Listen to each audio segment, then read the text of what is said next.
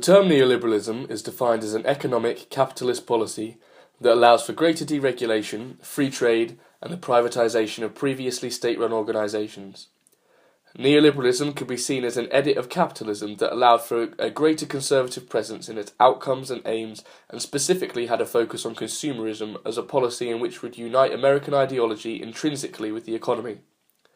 The theory is closely associated with previous leaders Ronald Reagan and Margaret Thatcher, and can therefore be seen as a policy in which changed world politics. Reagan was able to tap into the rhetoric and history of the golden age of American history, the 1950s, to be able to sell the ideology of neoliberalism. In using the past as the foundation for the future, Reagan longed for a return of conservative normative values, including a return of the nuclear family and increased attention to the deregulation of the economy, thus promoting big business with very limited governmental control. During the period of Reagan's administration, the economy was deemed highly successful as the influence of consumerism and lack of regulation meant that there was more money flowing into the economy. The focus of greater deregulation is evident through Reagan, allowing investment banks to become public during the 1980s, further allowing greater risk within the finance industry. With greater freedom within Wall Street, also came greater influence on government through lobbying power, which entrenches the close-knit relationship between business and government and allows for business influence on executive power. This is arguably why deregulation has never been addressed by government due to the intrinsic links between business and governmental elites.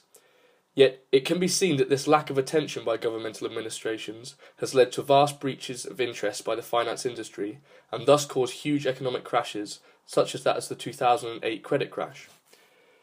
This crash affected the global economy and the total loss of 7 million jobs between the latter half of 2008 to 2013 within the developed world, and led to the bailing out of banks by George W. Bush, which cost the taxpayer a total of $700 billion. In close consultation with Treasury Secretary Hank Paulson, Federal Reserve Chairman Ben Bernanke, and SEC Chairman Chris Cox, I announced a plan on Friday. First, the plan is big enough to solve a serious problem. Under our proposal, the federal government would put up to $700 billion taxpayer dollars on the line to purchase troubled assets that are clogging the financial system. This essay will demonstrate that the credit crash has actually had a very limited effect on the notion of American neoliberalism and American ideology, due to the ingrained rhetoric of the value of capitalism and the focus and attention on increased growth within the economy in order to overcome the stagnation of the market as a product of the recession, in which the presidency of Donald Trump ultimately demonstrates the future of both the American economy and thus neoliberalism. Within the ever-increasing globalized world, neoliberalism has become the dominant economic doctrine within Western society, and consequently has led to a monolithic outlook on how to perceive world relations based on economic theory. Neoliberalism itself has become constructed by laissez-faire economists such as Friedrich Hayek and Milton Friedman in such a manner to provide the basis of free market fundamentalism. In his book Capitalism and Freedom, Friedman's argument for economic autonomy in the form of privatization would lead to political freedom, and only by curbing state repression would this be maintained. It can certainly be seen in today's America that Friedman's strict belief in limiting governmental control over the economy has embedded neoliberalism into the foundations of the US society. Any other form of increasing governmental power would automatically be seen as an infringement on political freedom, and henceforth an attack on American values. Historically, neoliberal foreign policies imposed by the US can be criticised. Milton Friedman's free market policies would be used by the US in the form of coercion onto outside nations. Naomi Klein's The Shock Doctrine, The Rise of Disaster Capitalism, discusses the implementation of neoliberal economics on foreign countries as a form of shock therapy.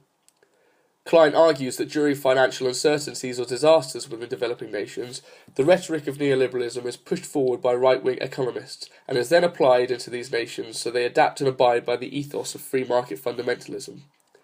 Klein notes how Chile was the first experiment of using shock economic therapy.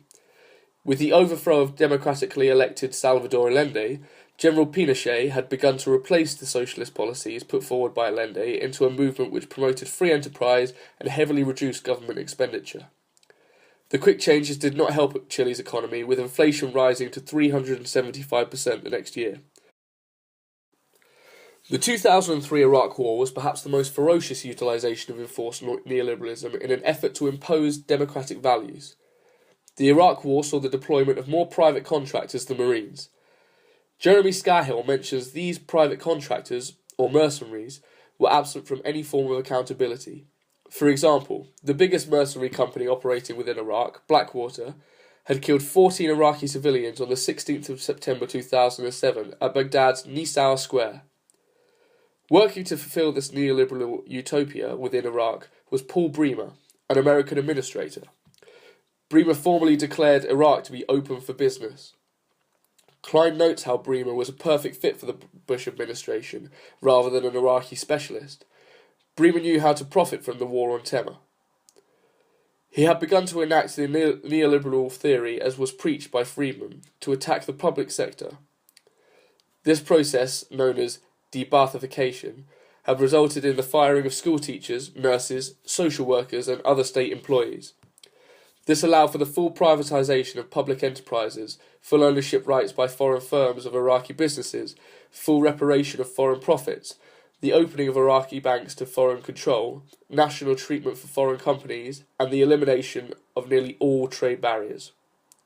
David Harvey states how the Iraqi labour market was strictly regulated, strikes were banned, and the right to unionise was restricted. Advocates of neoliberalism would argue that this approach towards free market fundamentalism enhanced both individual freedom and promoted free trade. Regardless of national sovereignty, Bremer ensured that neoliberalism could spread its tentacles far and wide.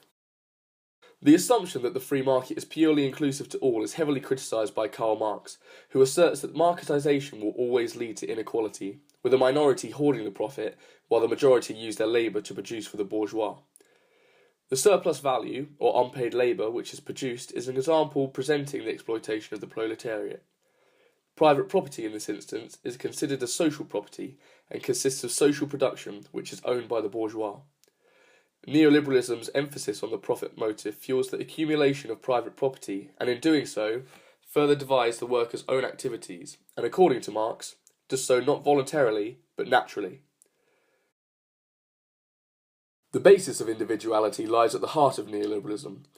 The free market sees every individual, and in some instances nations, as consumers.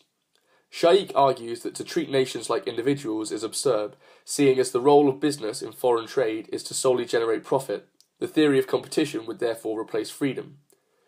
This development of a consumer culture has led to the concept of immediate gratification and short-term goals. David Harvey expands on this to explain how neoliberalism has curbed collective bargaining and increased flexible labour markets in which short-term contracts are implemented, thereby allowing employers to skip out on social protection benefits such as pensions, healthcare, and protections against injury.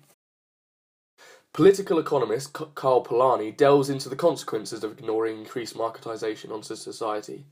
He explains that allowing the market mechanism to be the sole director of the fate of human beings and their natural environment, indeed, even of the amount and use of purchasing power, would result in the demolition of society. In disposing of man's labour power, the system would, incidentally, dispose of the physical, psychological, and moral entity man attached to that tag. Nature would be reduced to its elements, neighbourhoods and landscapes defiled, rivers polluted, military safety jeopardised, and the power to produce food and raw materials destroyed.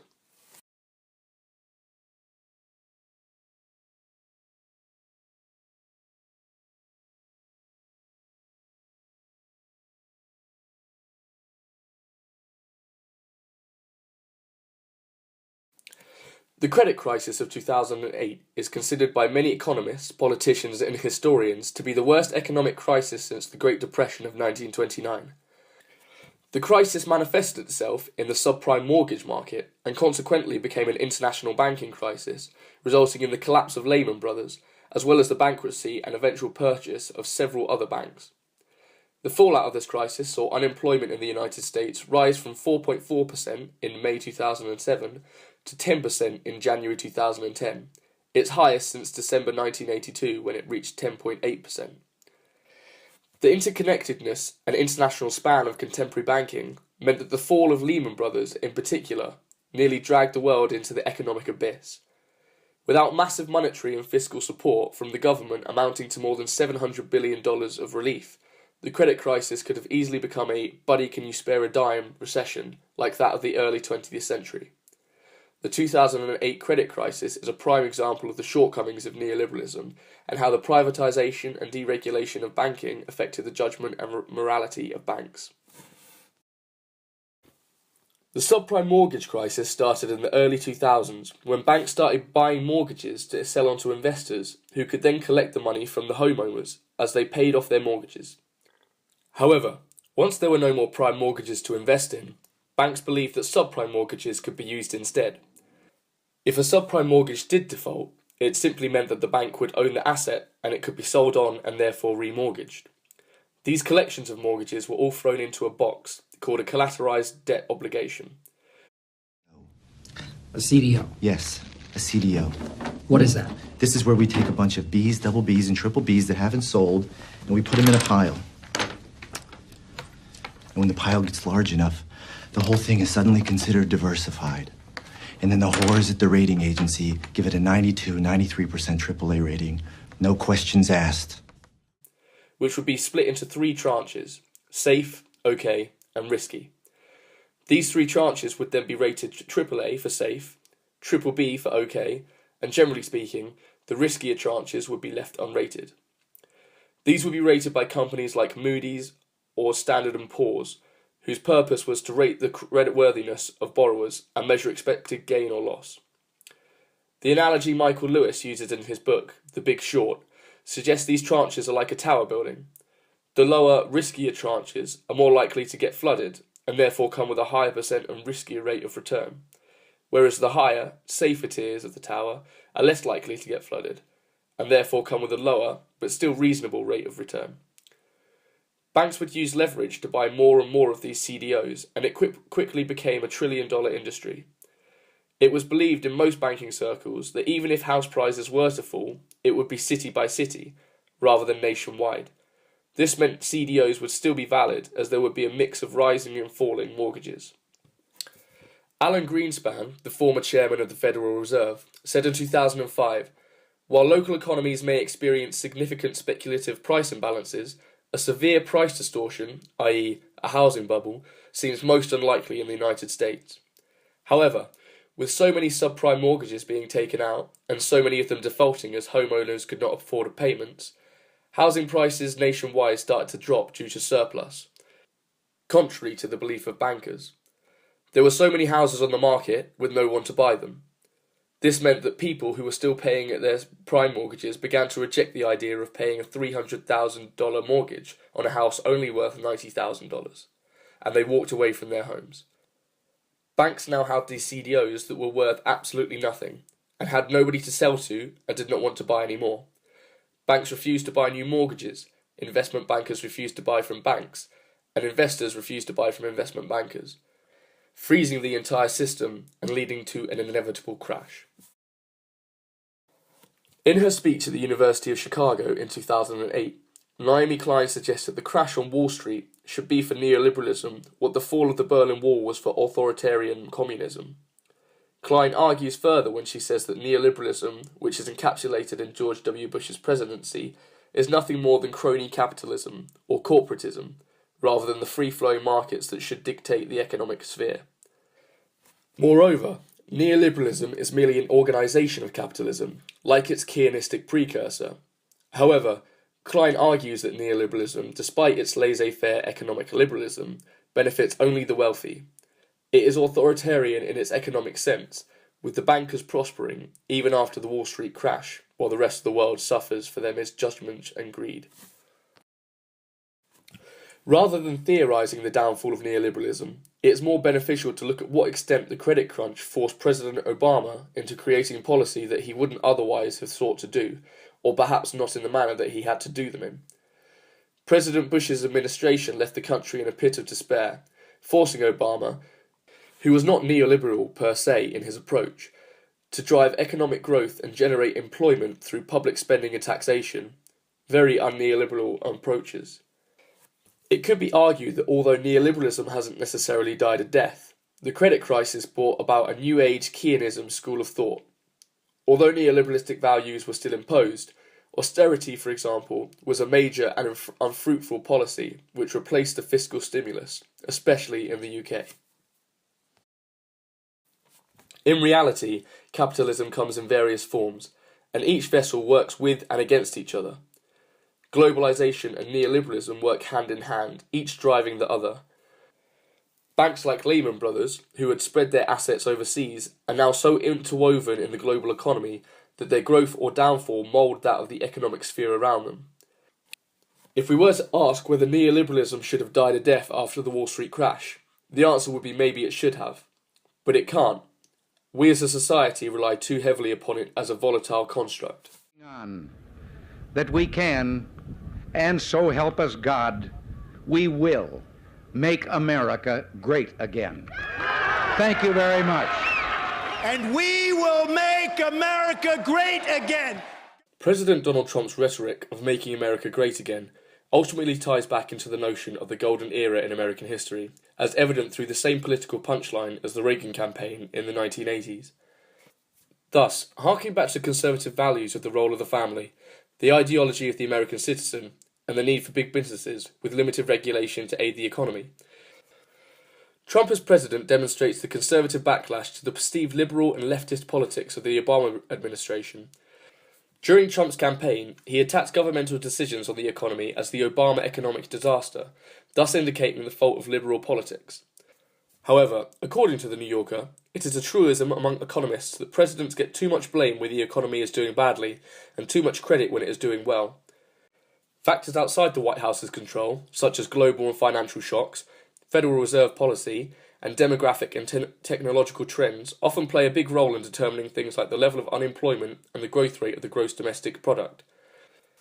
Ultimately, showing that although the Obama administration is praised for the creation of jobs, the level of control that the government has on the economy is very little, due to the lack of regulation of businesses and therefore the lack of divisive change between governmental administrations.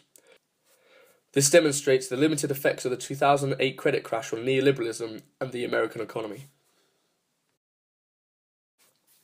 This is indicated by the blame placed upon governmental administrations and finance careerists, rather than the capitalist system in which created this economic downturn, therefore indicating that the system is too ingrained within American society to be seen as at fault, as it is the system in which both government administrations and finance careerists are trying to protect. This therefore means that the view of neoliberalism by the United States has not changed since the 2008 economic crash, and will not change until it is overturned, due to capitalism's foundation within the exceptionalist nation. American exceptionalism implements the notion that the nation cannot be critiqued as it is exceptional. Therefore, in order for limited critique, and for citizens to follow the hegemony, controlling apparatus must be used. This is outlined in the works of Stuart Sim, The End of Modernity, who identifies two systems: ideology state apparatus and repressive state apparatus.